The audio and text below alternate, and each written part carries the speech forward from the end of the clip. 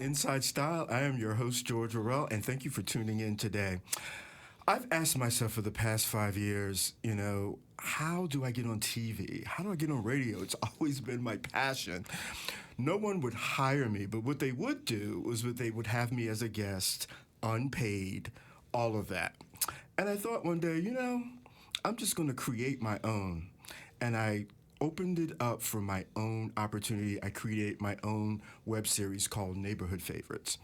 But once I did that, I'm like, how are people going to see it besides YouTube? How am I going to get out there? How am I going to get on mainstream? Our guest today has all the answers to those questions. We welcome today CEO and co-founder of KF Media Group, Debra Chandler. Debra. Hi, George. How are you? I am fabulous. Did you know where that was going? I did. I did know where that was going. Thank you so much. And we're going to get into it about the opportunities that I have on Coco Connect TV. But let's start about your journey. You're hailed from the South, I believe. Did you notice the Southern accent?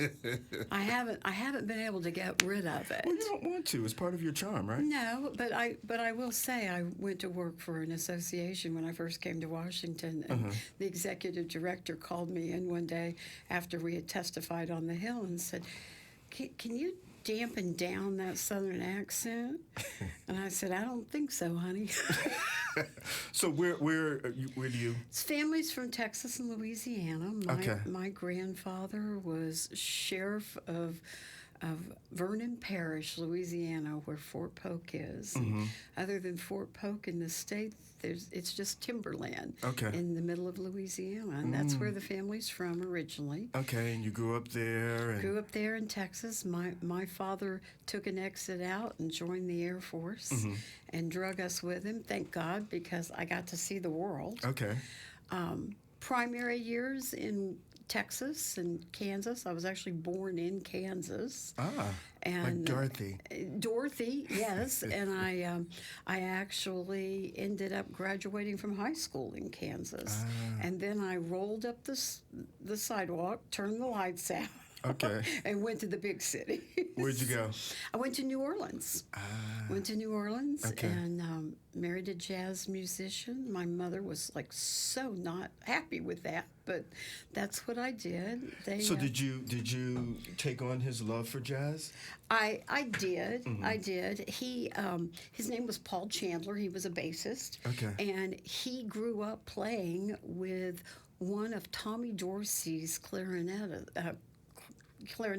players and saxophone players by the name of Santy Runyon. I know that name. Yeah, I'm a jazz enthusiast. He created the Runyon mouthpiece.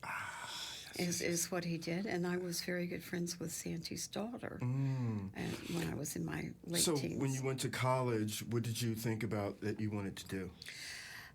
The fastest way I could get out, so I did all my math courses, and I did communications PR with a theater minor.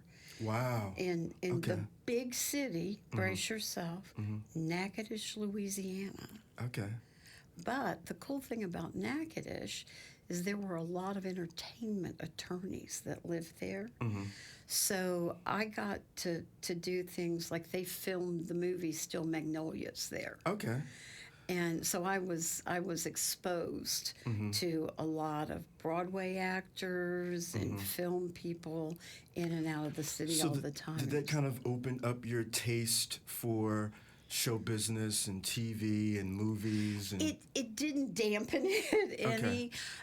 My first taste of it was in high school in Wichita Falls with R. Leland James, my drama teacher, who threw me on a bus and took me out to West Texas where they filmed The Last Picture Show. Okay. So we got to go be on set my freshman year in high school with Sybil Shepherd and that whole gang in the show, and I fell in love with it. I went home and started accepting my Oscar. But you kind of look at it on the financial end as well. How did that door open? Yeah, that door opened because if you've ever been in a position where you've auditioned and created something, and you're trying to open that door, and it's not, you're getting a lot of no's, a lot of no's. And if you're not ready for the no's, then you should never even get into this business, because there's going to be a lot of no's before there's that yes. And for me, I acted. I did theater in Atlanta. I did stock, summer stock, and did some film. But I never saw myself breaking into being a major movie star, a character actor, a walk-on, those types of things, yes. So I got out of the business. My mother's like, please take typing. So if you can, if it doesn't go well, you at least have a job. So I did that. But I went into real estate. When I first came to Washington, I worked for an aviation association, and I wasn't making any money. I think they hired me in 1985 as a whopping $17,500 a year, whether I needed it or not. But I got access to the Hill, and I think everybody should do that. But the cool thing is I moved from there to real estate, and from real estate into financial services. So for the real estate piece, do you think there's something innate that you have within your inside yourself to sell a product? Oh, absolutely. Did you identify that with yourself? All of the PR, all of being on stage growing up, because I was in theater and Worrell and Terp and on TV, local television and stuff, all through high school. And won the ribbons and the awards and everything. But that gives you the confidence to stand center stage and to connect with people. And you have to be able to do that to sell yourself and to sell the product, of course. And so when I got into real estate here, I was doing marketing. I was working with Conrad K. Fritz and Bill Norman, with Legaman Norman, and the big developers in the area. But how I ended up back at KF Media Group with that was I met a tech guy.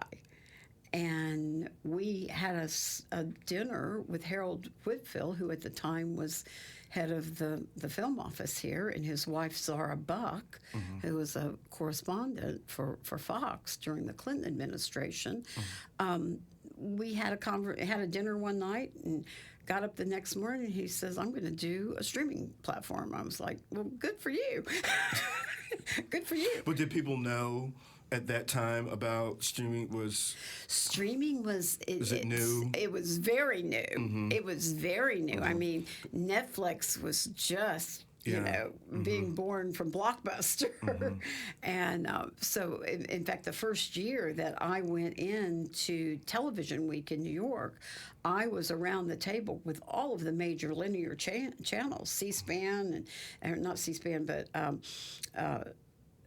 A&E and all of the majors, and they had me speak about this little streaming platform we were going to bring to fruition, and they're like, "Oh, streaming's not great." Now, fast forward 7 years to last year when I was there.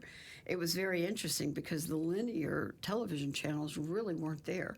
It was it was Prime, it was Hulu, it was now Netflix. All the major networks are streaming on those platforms. You can get them on Roku, you can get them on Hulu, you can get them, because that's what people are doing. They're doing apps now. 1,000%. And who's our big studio now? I ask you, it's Netflix.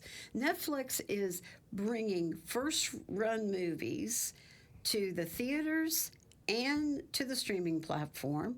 And guess what? They're at the Oscars. They were at the Oscars last year. So that streaming's not dead. No, it's still alive. How did your financial piece fit into this? Because somebody's got to understand the numbers. As an artist, and one myself, you pretty much, you have to know if you're doing it yourself. Like when I created Neighborhood Favorites, I had a budget of nothing. And then you create it, and then I went out on social media and raised money to do it, which was tremendously hard to get my first 6 episodes. And, you know... But I applaud you for doing that, and we'll go into that a little bit further in a moment. But I think the financial piece helped tremendously. I mean, because I understood what the founder of Coco Connect TV needed to do. And what he needed to raise in order for us to have a legitimate streaming platform out there. I mean, out the gate, he had a valuation of $20 million, which isn't a lot in this business. That's very small in comparison to, Netflix. But when you look at offerings like Pluto hit $1 billion in revenue their third year out the gate. It took Tubi a little bit longer to do it because they went a little bit different route, but it's there. But I'm seeing movies on Tubi and your channel, my channel, Coco Connect TV. You can say our. As I'm honored to be on that platform, but I'm a movie buff, so Turner Classic Television for the classic movies, some of the movies that I know I've never seen on that platform, but I've seen them on Tubi. And, I'll suffer through the commercial to see that movie. Well, the reality is we're all used to commercials. Right. We're all used to commercials, unless you're 15 now. Right. That's, you may have not been raised with commercials. The interesting thing with life, which I know you can relate to, is if I start talking and someone's glazing over, and I actually had the host of one of our other shows ask me if I knew who John Travolta was day before yesterday, and I was like, oh, God bless you, child. Yes, I do know who John Travolta is. Right. And she goes, what was it he did again? And I'm like, that's what Google's for, honey. What did he not do? Yeah, she was like, I know he was pretty famous with that dancing movie. And I'm like, a little bit, yeah. Just a little bit. Yeah. But so the journey itself, particularly with streaming, is very exciting because there were only a handful, and the linear channels are like, they're going to be gone.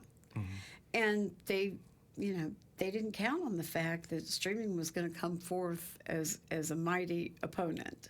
And there's room for all of us. There truly is. So the one thing that I think, and I said this in my opening, that was exciting for me was that I had this show, insideSTYLE, and I had Neighborhood Favorites. And the only outlet was SoundCloud and YouTube.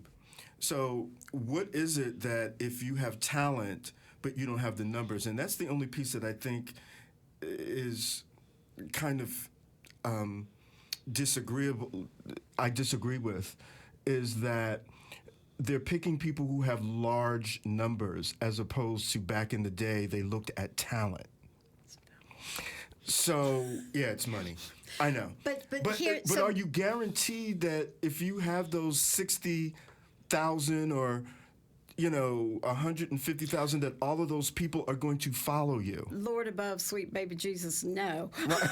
Do you know what I mean? No, like, I don't. No, there are people that have a lot of followers that I've never heard of, and that's just me. But I'm just saying, you're counting out talent. Because of numbers. Yeah. So here's where I land. And I've had a couple of discussions, and you know this because I shared this with you. You and I met because I saw that you posted that you had insideSTYLE, and you made an announcement. So I shot you an email or a note on DM. I can't remember which, but one of LinkedIn, those. Yeah. But one of those, and you responded back, and we talked, and I'm like, let me see it, because I've auditioned and auditioned and auditioned where I had 1,000 no's before I got a yes and got a television commercial when I was in my 20s. It is the same thing for a creator like yourself, George. You're knocking on doors. You're trying to figure out a way to get in. And even if you have a distributor so many of the distributors have gone out of business. Where I have come at a position of strength that a lot of other distributors don't is because I'm basically I'm a separate company, but I'm basically a subsidiary of the platform. So I can make some decisions that guys, it's not that guys at Netflix or Prime or Hulu can't make those decisions. It just takes a longer time for that decision to get made or for it to get looked at. I sat on stage with the head of content for HBO and for Showtime a couple years ago, and talking about our streaming platform coming to about 250 filmmakers. And they were asking questions, of HBO because they didn't know who I was, which sometimes is to my advantage. But they were asking questions from HBO. It's like, well, how do I get my stuff? Do you have a phone number? And he's like, I'm not giving my phone number out. And I said, if I could speak, and they gave me the floor, and I said, if the question you need to be asking is how many pieces of content he looks at a year. And so the filmmaker asked the guy from HBO, and he's like, about 100. And I said, and then the next question you need to ask is how many do they take? How many are they actually going to get on air as a show? And they were looking at 2, and they were rewriting those.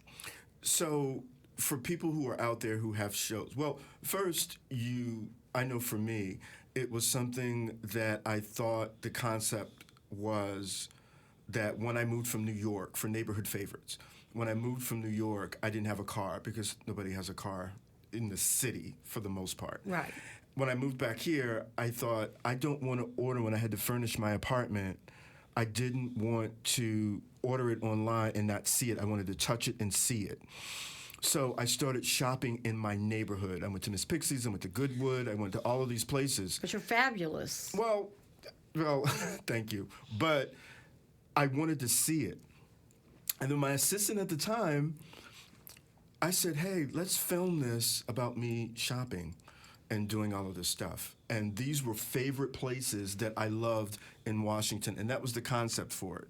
And the concept for this one, insideSTYLE, was I wanted to know, and I want our listeners to know more about the guest in comparison to themselves, about what their journey is, what it was. Have that aha moment to be like, oh, like my parents worked for government all of their career. That would have killed me. I like when people I've had different jobs. I've been stock. I've driven an Uber. I'm on a radio. I've just done so many different things. I've been an event planner, a stylist, and it's all fun. So I wanted that concept, nothing probing, not anything that, that sensationalized, just a conversation like we're sitting in our living room. So I thought, I didn't really know if there was a market for it, but I believed in the product and I put it out there. So if somebody came along, that was great. And then it was you. Because at that point, Neighborhood Favorites was on YouTube. I had put it, I had some, people would come and they would listen or whatever.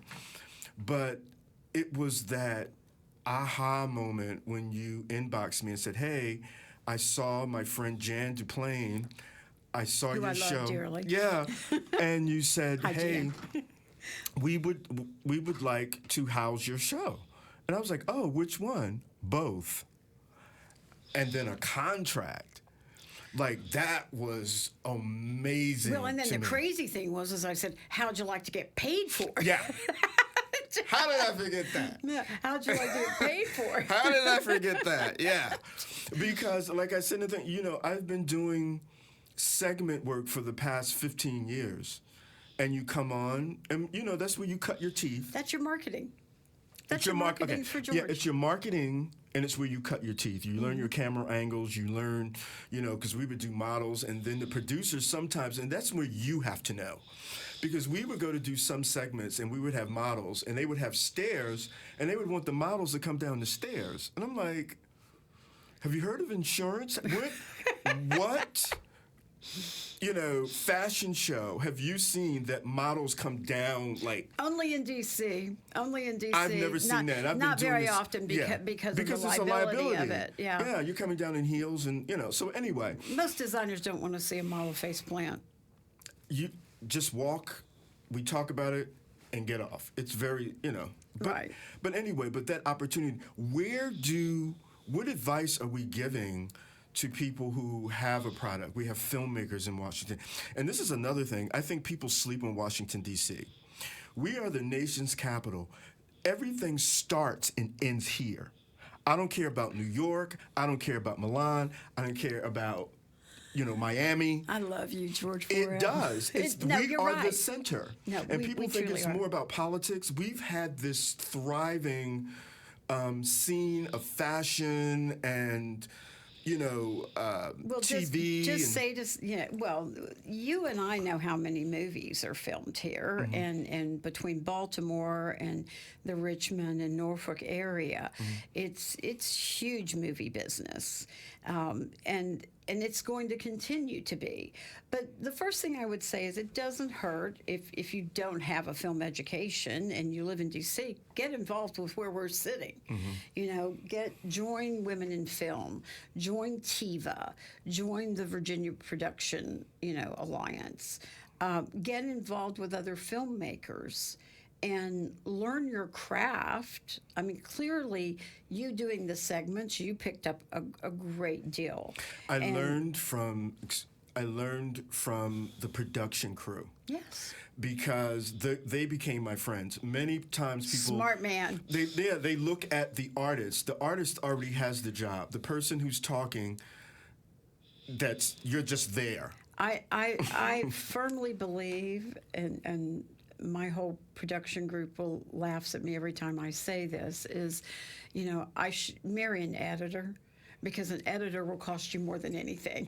Exactly. In the end, it's like because if you, I don't care how it's filmed, if it's not edited right. Yeah, you want to roll over in the morning and have that editor sleeping next to you, so you can say, "Honey, can you make me look? Can you do this?" Yeah, and take So and rather than having to write a check for it, but and I'm not saying not pay editors because they're wonderful, but it's just that crew is a make you or break you, where it's the photographer, it's your audio, all of that. What is your decision-making process when you see a show?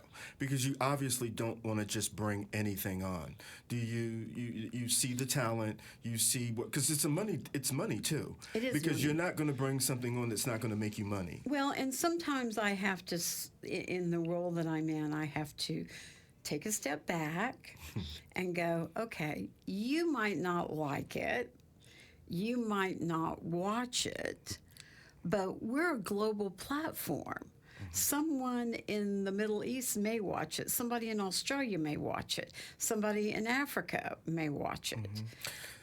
So I have to do that, and then I have some folks that I do run things past. Okay. Even though right now I'm the final say, I won't always be the final say because we're growing, and in a couple of years I'll be harder to get to and that's how, than I am now. So in our lasting few minutes, tell us a little bit about Coco Connect TV.